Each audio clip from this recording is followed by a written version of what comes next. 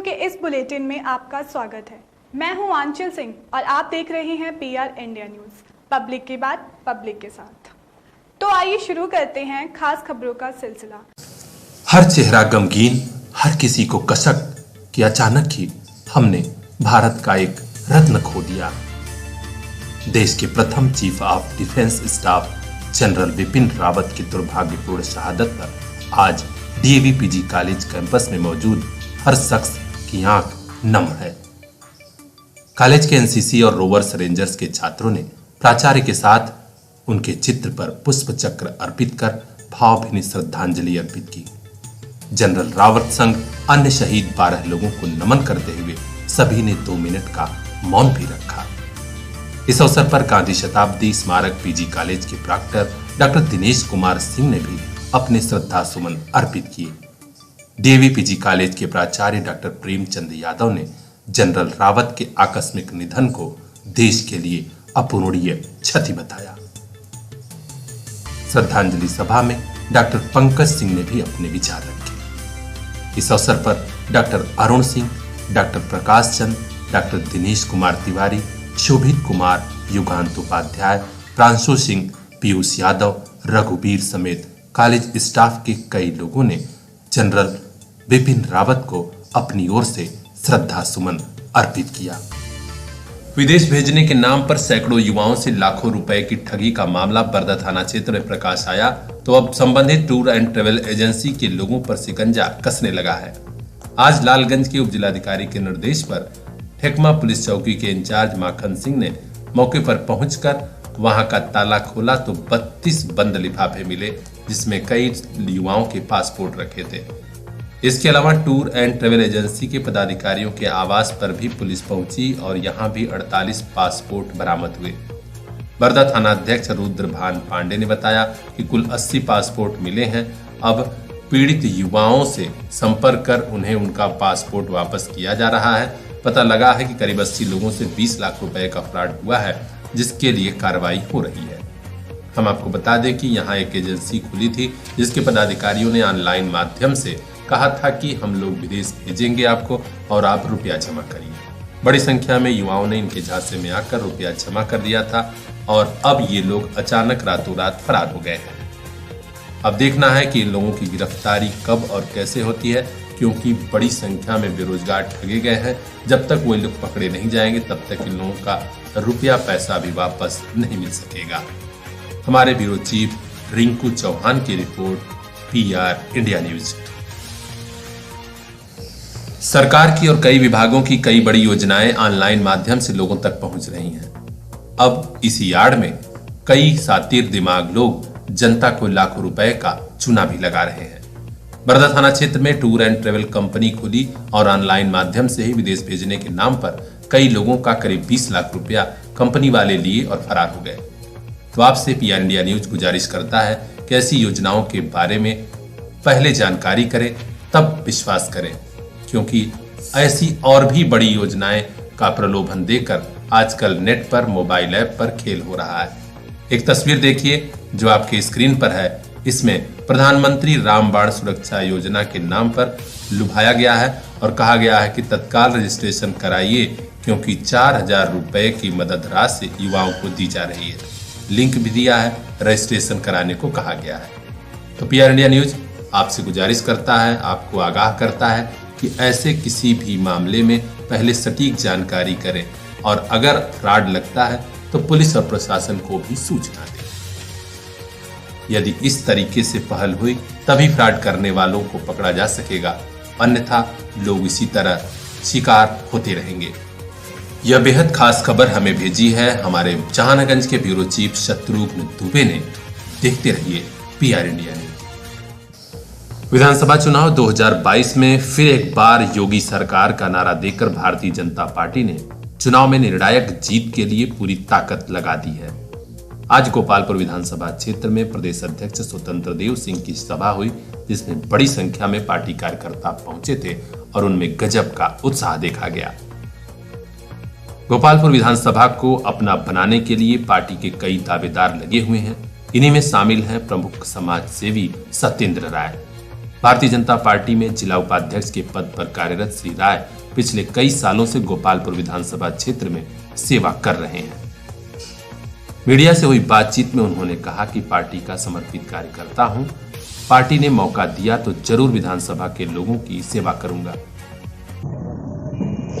बिल्कुल अवगत है, चूँकि गोपालपुर विधानसभा में एक भारतीय जनता पार्टी के मंडल के हिसाब से कप्तानगंज मंडल आता है। उस मंडल में कंदरापुर है बाजार। उस बाजार के इर्द गिर्द हम काफ़ी समय से और काफ़ी सक्रिय रहे हैं और हमारा जो है पुश्तैनी वहाँ पे जो है कर्मभूमि रही है, इसको हम लोग निरंतर आज भी जो है उसे देख रहे हैं। तो इस वजह से यहाँ के ज़्यादा से ज़्यादा लोगों से हम लोगों का आना जाना और हम लोगों से मिलना जुलना जो पुराने हैं जो नए हैं। लेकिन राजनीतिक क्षेत्र में जब से समाज सेवा में आया हूँ तो मैंने गोपालपुर विधानसभा को ही चुना, क्योंकि कर्मभूमि यहाँ रही है तो लोगों से मिलना जुलना बराबर रहा है। तो हम यहाँ की कर्मभूमि के नाते यहाँ जो है समाज की सेवा करने का हमने संकल्प लिया। गोपालपुर से तमाम लोग दावेदारी कर रहे हैं, इसमें क्या लगता है आपको कि अब की बार आप ही को टिकट मिलेगा? नहीं, मैं तो ऐसा नहीं मानता हूँ।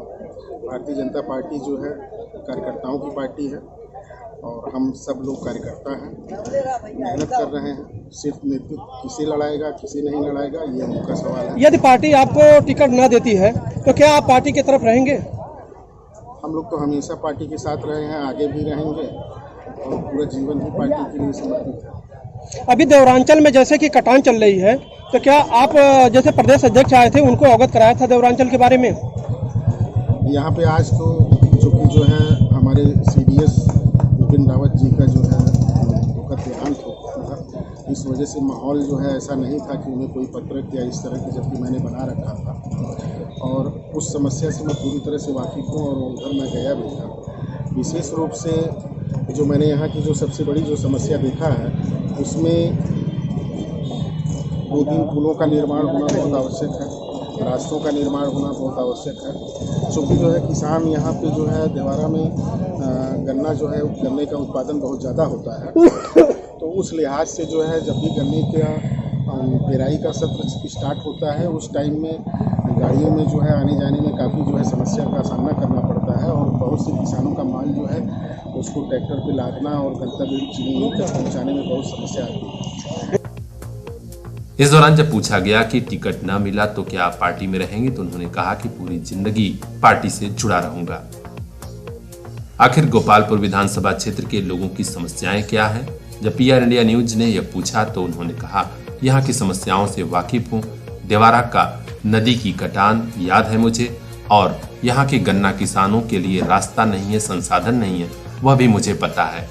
ऐसे में इन मुद्दों पर मैं बड़ा काम करूंगा यदि जनता मुझे यहाँ से मौका देती है। ब्यूरो चीफ अजय मिश्र की रिपोर्ट, PR India news. Balaji telecom, civil line चौराहा, कोयरी पोखरा के समीप, आजमगढ़। हम दे रहे हैं आपको मोबाइल पर फाइनेंस की सुविधा। आधार कार्ड लेकर आइए, बगैर पूरा पैसा दिए मोबाइल लेकर जाइए।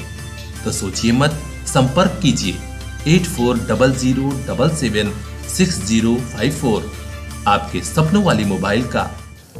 लोकतंत्र में चुनाव को सबसे बड़ा महोत्सव कहा जाता है, लेकिन विधानसभा चुनाव 2022 में जीत हासिल करने के लिए सियासी दलों ने इस चुनाव को महासंग्राम बना दिया है और जीत पाने के लिए सारे दांव आजमाए जा रहे हैं। इसी दांव के चलते उपेक्षा हो रही है ग्रामीण पत्रकारों की। आज विधानसभा गोपालपुर में भाजपा के प्रदेश अध्यक्ष स्वतंत्र देव सिंह की जनसभा थी। यहाँ पर मीडिया गैलरी बनाई गई थी, लेकिन मीडिया वालों को, खासकर ग्रामीण पत्रकारों को वहां जगह नहीं मिली। कहीं भाजपा के कार्यकर्ता ही कब्जा जमाए थे तो कहीं बड़े बड़े नामी पत्रकार। यह बात ग्रामीण पत्रकारों को अखर गई। PR इंडिया न्यूज की टीम ने ग्रामीण पत्रकारों से बात की तो उन्होंने खुलकर अपने विचार रखे और वर्तमान स्थिति से अवगत कराया। दैनिक जागरण के वरिष्ठ पत्रकार कमलाकांत शुक्ला ने बताया कि कोई भी राजनीतिक दल जो सत्ता में बैठे हैं उनके द्वारा ग्रामीण पत्रकारों के लिए व्यवस्था नहीं की जाती। उनकी हमेशा नीति यही रहती है कि मीडिया से जुड़े बड़े इलेक्ट्रॉनिक और प्रिंट मीडिया को शहरी पत्रकारों को मैनेज कर लिया जाए, तो फिर इन लोगों को मैनेज करने की जरूरत ही क्या है। यह मानसिकता बेहद गंदी है और हम इसका विरोध करते हैं। उन्होंने कहा कि ग्रामीण पत्रकार ही कोने कोने से जाकर जन समस्याओं को उठाते हैं और न्यूज रूम तक पहुंचाते हैं। इतना ही नहीं, राजनीतिक दलों की बात जनता तक भी पहुंचाते हैं। व्यवस्था के नाम पर तो चाहे देखिए कोई भी राजनीतिक दल हो जो सत्ता में बैठते हैं, उनके द्वारा ग्रामीण पत्रकारों के लिए कोई व्यवस्था नहीं होती है।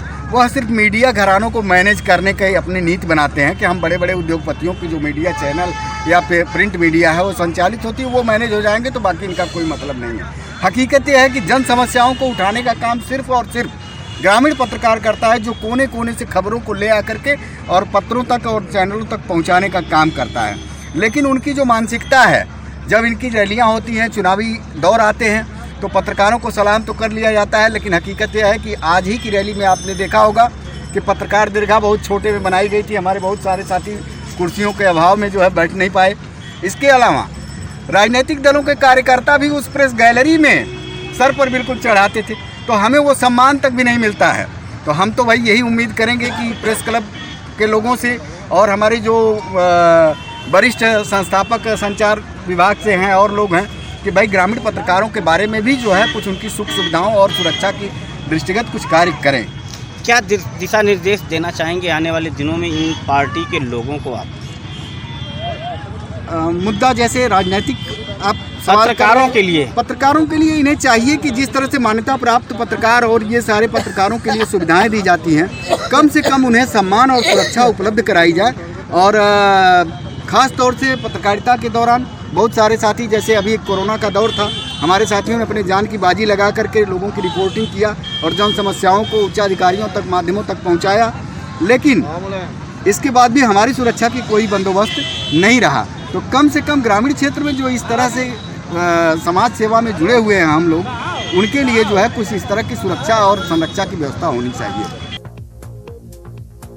इस बारे में हिंदुस्तान अखबार में अपनी अमिट छाप छोड़ने वाले ग्रामीण पत्रकार अमरनाथ जी ने बताया कि ग्रामीण पत्रकार जिस लगन भाव से मेहनत करता है, उसे उसकी मजदूरी तक नहीं मिलती, फिर भी वह पत्रकारिता का धर्म बेहद कठिन हालात में निभा रहा है। जो मेहनत हम लोग करते हैं, लेकिन उसका जो हम लोग को कोई मजदूरी नहीं मिलती है। अगर एक मजदूर भी करता तो भी 300 रुपये उसको मिलता है, लेकिन हम लोग को कोई मजदूरी नहीं, न प्रेस से मिलता है और न आम किसी से मिलता है, या कि राजनीतिक पार्टियों का जो प्रोग्राम होता है उससे भी हम लोग को कोई कुछ नहीं मिलता है। आज जो जनसभा का आयोजन था, जिसमें जो है सारे लोग आए थे, यहाँ पर एक ही देखने के लिए मिला, सब लोगों ने चुनाव को लेकर अपनी अपनी जो है लोगों की सहमति बनाकर और लोगों को लेके आए थे और तमाम बैनर पोस्टर से जो छपा हुआ भरा हुआ था, लेकिन मीडिया के नाम पे कहीं कोई किसी प्रकार का जो है कोई सहयोग नहीं किया गया। जबकि प्रेस गैलरी बनी हुई थी, प्रेस गैलरी में भी तमाम लोग चढ़कर सर पे चढ़े गए। जब वहाँ मंच से बोला गया, इसके बाद भी लोग नहीं माने और जिसका खामियाजा यह रहा है कि ये मालूम नहीं पड़ रहा था कि जनता हम हैं या मीडिया के लोग हैं। यही संदेश देना चाह रहे थे।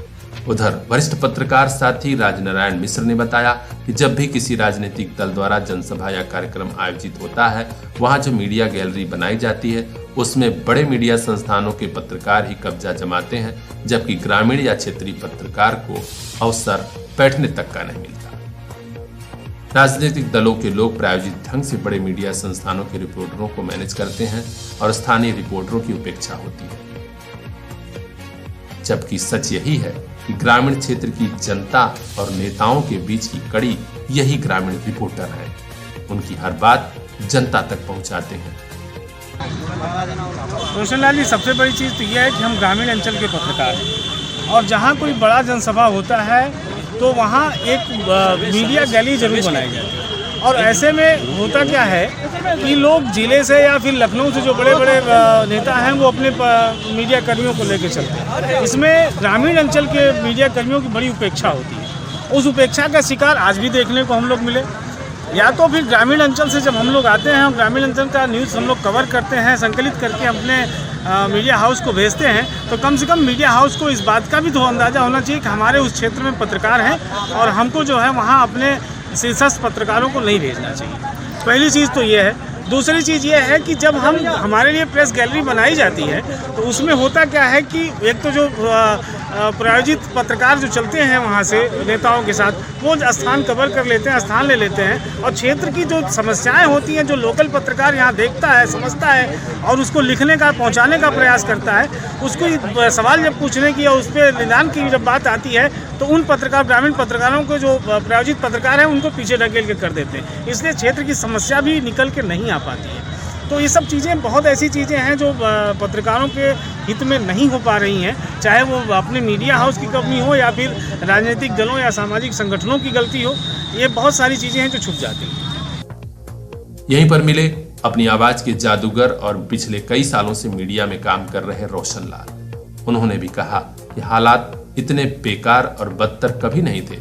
मीडिया, खासकर ग्रामीण मीडिया की तवज्जो सारी पार्टियां देती थीं, लेकिन इस समय ऐसा नहीं है। पिछले 3 दशकों से मीडिया से जुड़े वरिष्ठ समाजसेवी और पत्रकार सर्विस पांडे ने अपनी बात रखते हुए कहा कि शासन, प्रशासन, राजनीतिक पार्टियां सभी ग्रामीण पत्रकारों की उपेक्षा कर रही हैं। ग्रामीण पत्रकार बेहद चुनौतीपूर्ण हालात में अपना धर्म निभा रहे हैं। ऐसे में यह ठीक नहीं। यह समाज का एक ताना बाना है जिसमें सबकी अपनी महत्ता है। ग्रामीण पत्रकार जनता और सरकार, राजनीतिक पार्टियों के बीच की महत्वपूर्ण कड़ी है। इस ताने बाने को बिखरने नहीं देना है, यह सबकी जिम्मेदारी है। ब्यूरो चीफ अजय मिश्र की रिपोर्ट, PR इंडिया न्यूज।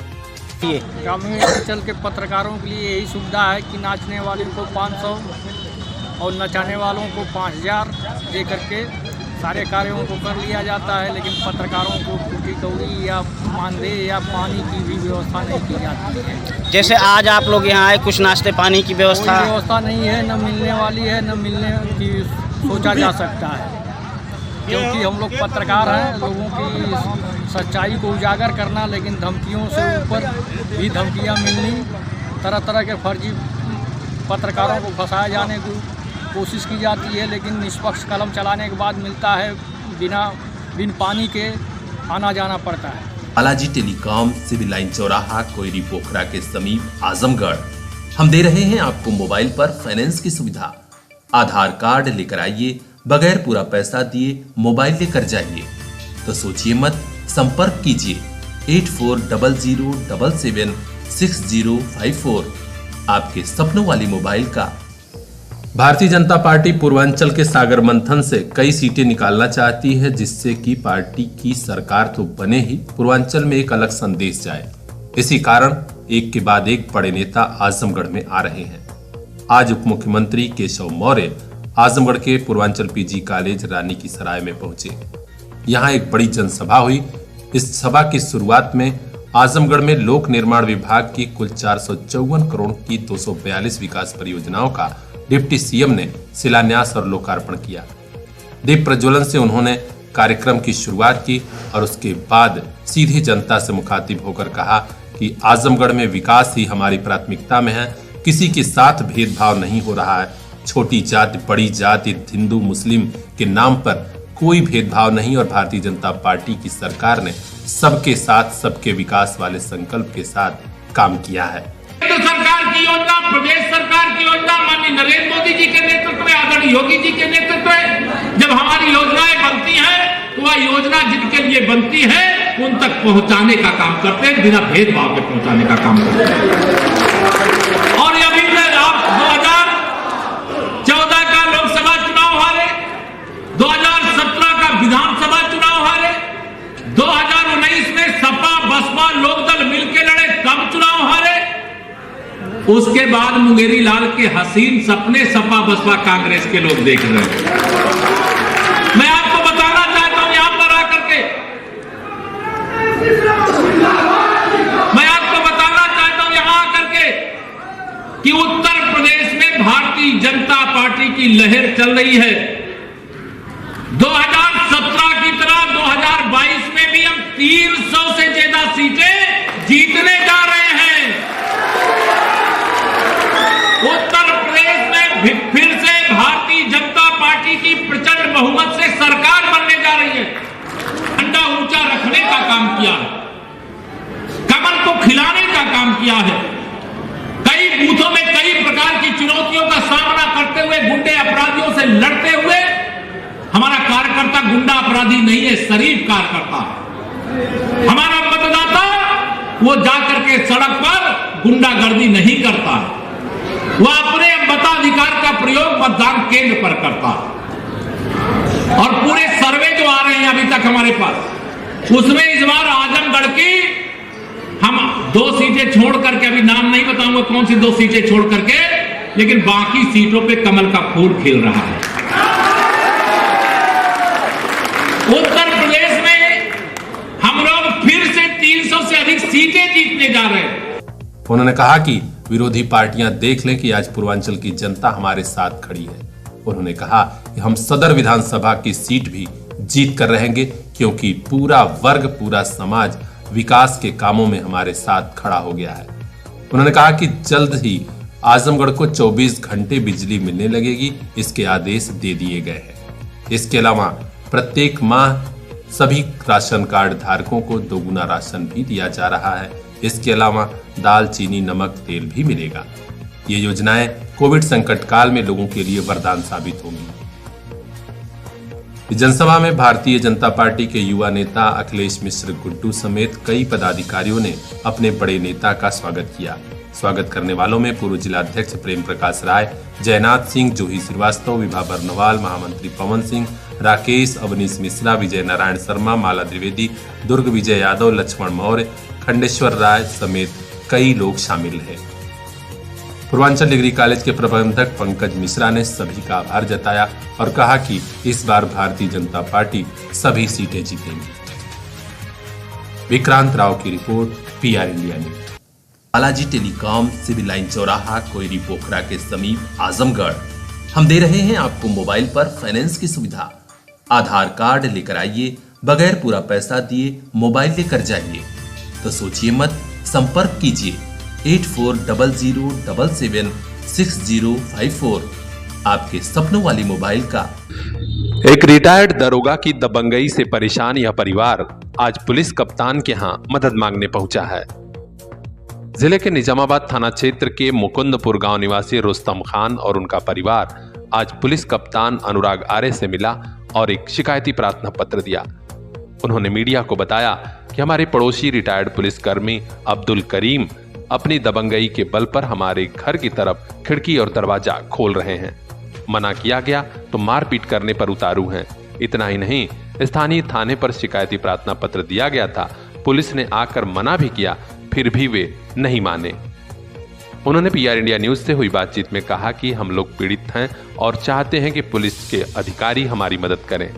चूंकि मामला न्यायालय में भी चल रहा है, लिहाजा हमें न्याय चाहिए और जब तक न्यायालय से कोई भी फैसला ना आए तब तक विपक्षियों को कोई भी काम न कराने दिया जाए। आइए हम सुनाते हैं उन्होंने क्या कहा PR इंडिया न्यूज से। मैं प्रदेश में रहता था, तो मेरे बच्चे और मेरी वाइफ वहाँ रहती है घर पे।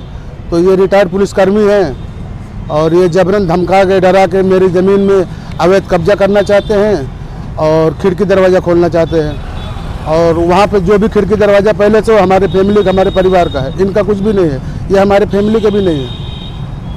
मामला कोर्ट में भी है, मामला न्यायालय में है, लेकिन ये न्यायालय को कुछ समझ नहीं रहे हैं। ये ज़बरदस्ती पुलिस वाले ने आके रोक दिया, फिर भी ये ज़बरदस्ती अपना काम कर रहे हैं, खिड़की के लिए अपनी दीवार तोड़ रहे हैं। तो क्या चाहते हैं आप लोग? हम न्याय चाहते हैं। हम चाहते हैं कि जब तक न्याय ना मिले न्यायालय से, हमको मामला वहीं पर रुके रहे। न्यायालय जो फैसला करेगा वो माने, हम भी माने। आपके ऊपर आरोप लगा था कि आप लोगों ने तोड़फोड़ की? नहीं, हम लोगों ने तोड़फोड़ नहीं किया है। वो झूठ बोल के फंसा रहे हैं हमारे बच्चों को, हमारे भाइयों को फंसा रहे हैं। वो बहुत अपराधी टाइप के उनके बच्चे हैं, चोरियां करते हैं। हमको खुद डर है कि हमारे घर में वो लोग चोरी ना करें, और अपने घर के सारे सामान तोड़े हैं और ऊपर से हमारे ऊपर इल्ज़ाम लगा रहे हैं। अगर आपको यकीन ना हो तो हमारे गांव में जाके किसी से पूछ सकते हैं कि हमारे घर के बच्चे या हमारे भाई उनके घर में गए हैं या नहीं गए। और भी लोगों से उनका कुछ मामला इस तरीके से? पूरे गांव इनसे परेशान है। कोई भी गांव का आदमी से जाके अब्दुल करीम को पूछ लीजिए, हर आदमी उनसे परेशान है। जमीन भी अवैध कब्जा करते हैं। एक इमामबाड़े की जमीन है, उसको भी अवैध कब्जा करके उसमें ताला बंद करके रखे हैं। हम प्रशासन से गुहार लगाते हैं उसका भी ताला खुलवाया जाए। हर बंदा इनसे परेशान है। गांव का कोई भी आदमी इनसे खुश नहीं है। हमारे गांव में कभी पुलिस नहीं आती थी, जब से ये आए हैं गांव में रहने के लिए, रिटायर्ड हो गए, तब से हर 6 महीने पे पुलिस आते रहती है, कोई ना कोई केस खड़ा होता है। पुलिस सबकी सुरक्षा के लिए है। ये पुलिस पद से रिटायर हुए हैं। जब ये सर्विस में रहेंगे, पता नहीं कितने लोगों के साथ अन्याय किए होंगे, कितने लोगों के साथ शोषण किए होंगे। कम से कम इनको खुद अपनी उम्र का लिहाज करना चाहिए और लोगों के साथ न्याय करना चाहिए। हम एसपी साहब से यही गुहार करते हैं कि मामले की जांच किया जाए और जिसमें दोषी जो है उसको सजा दिया जाए। अब देखना है कि पीड़ित रुस्तम खान और उनके परिवार की मदद कब होती है, क्योंकि उनका परिवार पहले से ही काफी परेशान है। विक्रांत राव की रिपोर्ट, PR इंडिया न्यूज। मोबाइल लेना है तो सोचिए मत, सीधे चले आइए Shri Balaji telecom, civil line चौराहा, कोयरी पोखरा के समीप, आजमगढ़। हम दे रहे हैं आपको मोबाइल पर फाइनेंस की सुविधा। आधार कार्ड लेकर आइए, बगैर पूरा पैसा दिए मोबाइल लेकर जाइए। तो सोचिए मत, संपर्क कीजिए 8400776054। आपके सपनों वाली मोबाइल का खास showroom Shri Balaji telecom, civil line चौराहा, आजमगढ़। वाहनों की तेज रफ्तार के चलते आजकल सड़क हादसों में बेतहाशा बढ़ोतरी हो रही है। आज निजामाबाद थाना क्षेत्र के फरिया बाजार में एक सड़क हादसा हुआ है, जिसमें एक महिला की मौत हो गई, जबकि उसका बेटा बाल बाल बचा है। जानकारी मिली है कि बिंद्रा बाजार निवासी सनी अपनी मां सोनमती को लेकर दवा दिलाने बाइक से जा रहा था। वे लोग फरिया चौक पर पहुंचे थे कि तेज रफ्तार ट्रक की चपेट में आ गए। इस घटना में गंभीर रूप से घायल मां की मौत हो गई, जबकि उसका बेटा शनि बाल बाल बचा है।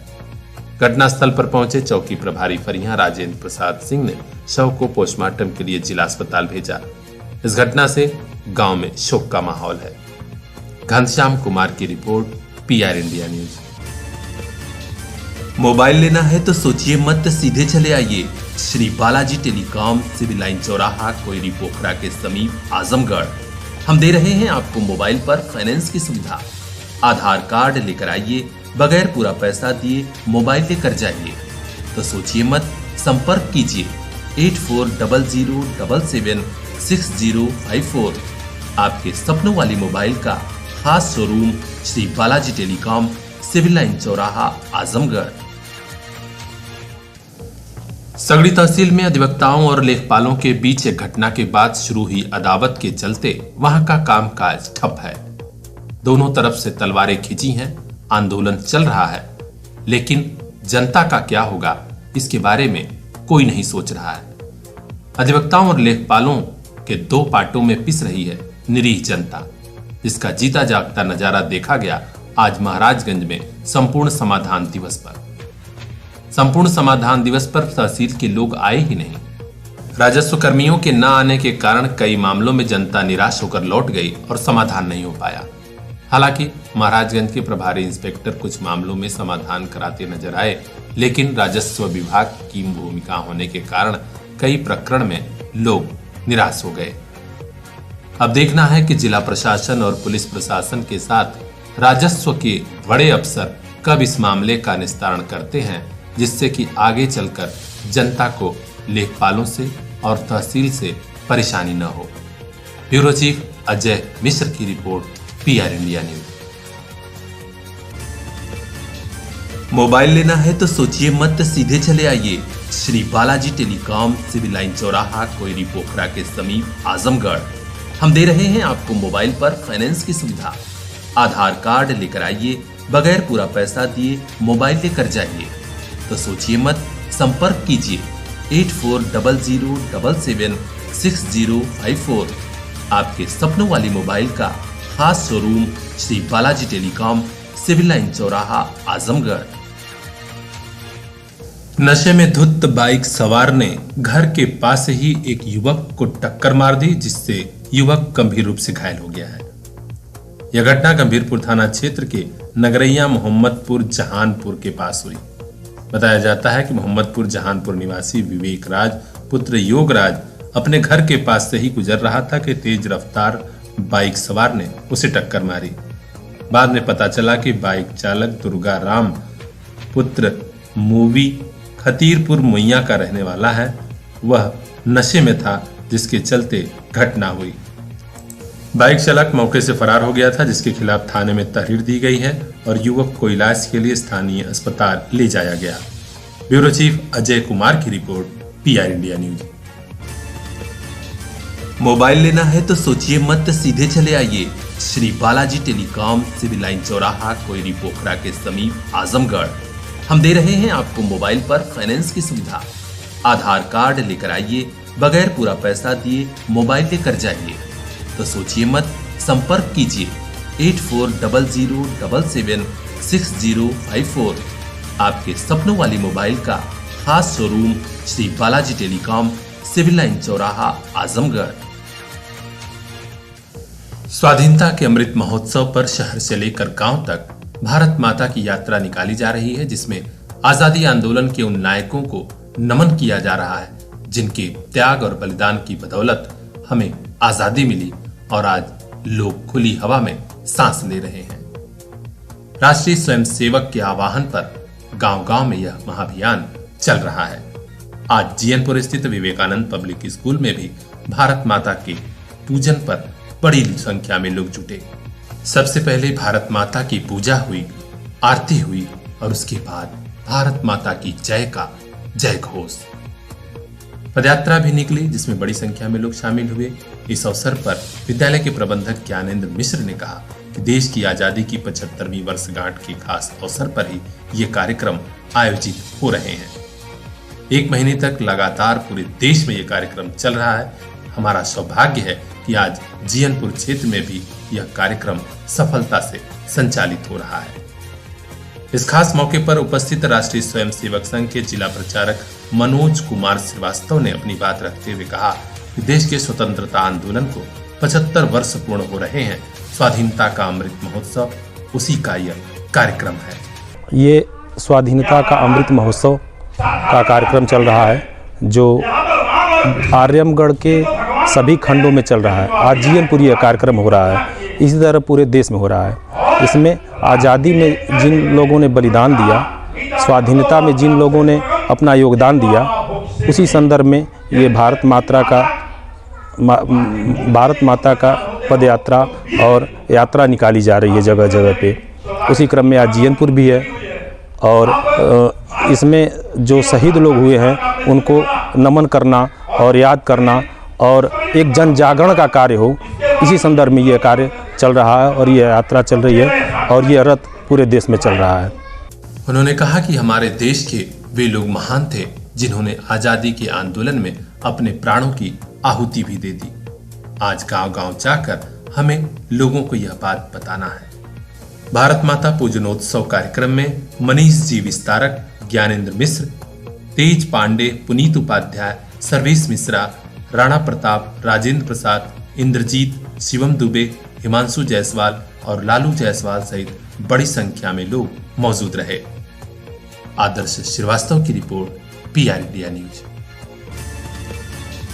मोबाइल लेना है तो सोचिए मत, सीधे चले आइए Shri Balaji telecom, civil line चौराहा, कोयरी पोखरा के समीप, आजमगढ़। हम दे रहे हैं आपको मोबाइल पर फाइनेंस की सुविधा। आधार कार्ड लेकर आइए, बगैर पूरा पैसा दिए मोबाइल लेकर जाइए।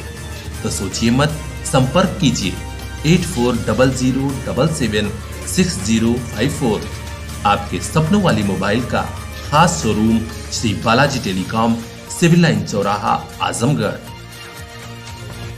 किसी गैर को अपना बनाने का भूत एक औरत पर इस कदर सवार हुआ कि उसने अपनों का, रिश्तों का कत्ल करना और करवाना शुरू कर दिया। दुस्साहस इतना कि सास और ससुर का मर्डर करा दिया और बारी अब पति की थी। जी हां, तरवा थाने में डबल मर्डर के मिस्ट्री का खुलासा जब हुआ तो हर कोई स्तब्ध रह गया। 12 दिन पहले लेखपाल राम नगीना और उनकी पत्नी की हत्या हुई थी। इस घटना के बाद से ही पुलिस कप्तान अनुराग आर्य के निर्देश पर 6 टीमें काम कर रही थी और आज इस घटना का खुलासा हुआ। पुलिस अधीक्षक अनुराग आर्य ने बताया कि राम नगीना की बहू ज्योति ने ही यह खेल रचा था। उसका शादी के पहले से ही प्रेमी पंकज से संबंध था और उसी के साथ मिलकर उसने साजिश रची, जिसके चलते ससुर राम नगीना और सास की हत्या करवाई। बहू और उसके प्रेमी का मास्टर प्लान ये था कि जब ससुर की हत्या हो जाएगी तो नौकरी पति को मिल जाएगी। बाद में पति का भी मर्डर होगा और बहू को नौकरी मिलेगी और उसके बाद वो प्रेमी के साथ बड़े आराम से रहेगी। लेकिन कहते हैं गलत का नतीजा भी गलत होता है। डबल मर्डर की मिस्ट्री सुलझी और अब बहू गिरफ्तार कर ली गई है। इसको थाना क्षेत्र तरवा में एक डबल मर्डर की घटना हुई थी, जिसमें एक बुजुर्ग लेखपाल और उनकी पत्नी की हत्या की गई थी धारदार हथियार से। इस घटना के अनावरण के लिए 4 टीमें जनपद पुलिस के द्वारा लगाई गई थी। आज 11 दिसंबर को इस घटना का अनावरण किया जा रहा है। घटना में टोटल 6 एंगल हमारे पास ऐसे आए थे जिनके ऊपर काम किया गया। टोटल 27 अभियुक्तों से इसके संबंध में पूछताछ की गई और जो घटना का मोटिव जानकारी हुई है उसमें आज ये अभियुक्त आपके सामने गिरफ्तार हैं। जो घटना की गई उसमें जो मृतक हैं उनके लड़के की पत्नी ज्योति उनकी मुख्य भूमिका है। उनका संबंध एक लड़का पंकज यादव है जो शादी से पहले से ही जिसका इनके साथ संबंध था। पंकज यादव के साथ ज्योति ने मिलकर ये षड्यंत्र रचा कि अगर जो लेखपाल हैं उनकी हत्या कर दी जाती है तो उनकी जगह पे नौकरी उनके लड़के को मिलेगी जो कि ज्योति के पति हैं। और जब इनको नौकरी मिल जाएगी तो उसके बाद पति की भी हत्या करने के बाद जो नौकरी है वो ज्योति को मिलेगी और उसके बाद ज्योति और उसका प्रेमी पंकज यादव ये दोनों लोग फिर एक नए तरीके से अपनी ज़िंदगी शुरू करेंगे। ये इन लोगों का प्लान था। इस प्लान के तहत पंकज यादव ने अपने एक दोस्त अखिलेश यादव को तैयार किया और उसके साथ 28 तारीख को शाम को ये अपने जो रानी की सराय के रहने वाले हैं वहाँ से मोटरसाइकिल पे निकले। इन्होंने बीच में शराब भी पी और इनके साथ धारदार हथियार अपने साथ लेके गए थे, पूरी तैयारी के साथ गए थे। मोबाइल फ़ोन इनके द्वारा अपना रख दिया गया था। मौके पे जाके जब इन्होंने ये देख लिया कि दोनों दंपत्ति उस मकान पे, क्योंकि ये रात के टाइम वहाँ आते थे और रात के टाइम वहीं पे सोते थे, जब देख लिया कि पहुँच गए तो इन्होंने अपनी मोटरसाइकिल नहर के किनारे खड़ी करके और खेतों के रास्ते से गए। मकान में पीछे से एंट्री की। इनके पास चापड़ था, एक रॉड थी। इसी का इस्तेमाल करते हुए दोनों लोगों ने उन दोनों की हत्या कर दी और उसके बाद मोटरसाइकिल से ही वहाँ से ये लोग भाग निकले। इस पूरी घटना में जो टीम लगी थी अनावरण के लिए, उस टीम को मेरे द्वारा 15,000 रुपये का पुरस्कार भी दिया गया है। उसके साथ साथ हम लोगों ने और भी लोगों को गिरफ्तार किया है जो इनके साथ देने वाले लोग थे, जिनके द्वारा इनको या तो प्लानिंग में शामिल रहे या इनकी शरण देने में मदद की। इसमें एक लड़का है JK मलिक, जितेंद्र कुमार मलिक। इसके द्वारा इस पूरी घटनाक्रम में ये एक पूरे लड़कों का जो गैंग था ये भी उसमें शामिल था। इसके द्वारा भी घटना के बाद अभियुक्तों को बचाने में, उनको प्रोटेक्शन देने में मदद की गई। एक और लड़का है जिसका नाम है सिंटू यादव। इसके द्वारा अपने घर पे रुकवाया गया, प्लस इनको पैसा दिया गया ताकि ये घटना के बाद भाग सकें, इनके पास पर्याप्त पैसा हो, इनको बाद में समस्या ना हो। इसके साथ साथ एक लड़का धर्मेंद्र यादव और रमाकांत यादव। रमाकांत यादव पंकज यादव का पिता है। जो पंकज यादव अभी अभियुक्त है वो फरार है, उसके ऊपर 25,000 का इनाम मेरे द्वारा घोषित किया गया है। जो दूसरा अभियुक्त है अखिलेश यादव, जो घटना करने मौके पे गया था, उसको गिरफ्तार कर लिया गया है। इन सभी से विस्तृत पूछताछ की गई है। हम लोग इस एंगल पे भी काम कर रहे हैं कि किन किन लोगों ने इनको अपने घर पे रखा। इस घटना में साथ देने वाले 7 लोग गिरफ्तार कर लिए गए हैं। हालांकि मुख्य आरोपी अभी फरार है, जिसके ऊपर 25,000 का इनाम पुलिस ने घोषित किया है और उसका पिता रमाकांत यादव गिरफ्तार कर लिया गया है। इसके अलावा घटना में शामिल सिंटू यादव, धर्मेंद्र यादव, अखिलेश यादव सहित 7 लोग गिरफ्तार हैं। घटना में प्रयुक्त चापड़ और अन्य हथियार भी बरामद कर लिए गए हैं। किसी गैर को अपना बनाने की चाहत में यह स्त्री इतना गिरी कि आज जेल जाना पड़ रहा है। यह घटना उन लोगों के लिए भी सबक है जो गाहे बगाहे ऐसी सोच रखते हैं और अपनों को बेगाना बनाने के लिए कुछ भी कर गुजरने से परहेज नहीं करते। आदर्श श्रीवास्तव की रिपोर्ट, PR इंडिया न्यूज। मोबाइल लेना है तो सोचिए मत, सीधे चले आइए Shri Balaji telecom, civil line चौराहा, कोयरी पोखरा के समीप, आजमगढ़। हम दे रहे हैं आपको मोबाइल पर फाइनेंस की सुविधा। आधार कार्ड लेकर आइए, बगैर पूरा पैसा दिए मोबाइल लेकर जाइए। तो सोचिए मत, संपर्क कीजिए 8400776054। आपके सपनों वाली मोबाइल का खास showroom Shri Balaji telecom, civil line चौराहा, आजमगढ़।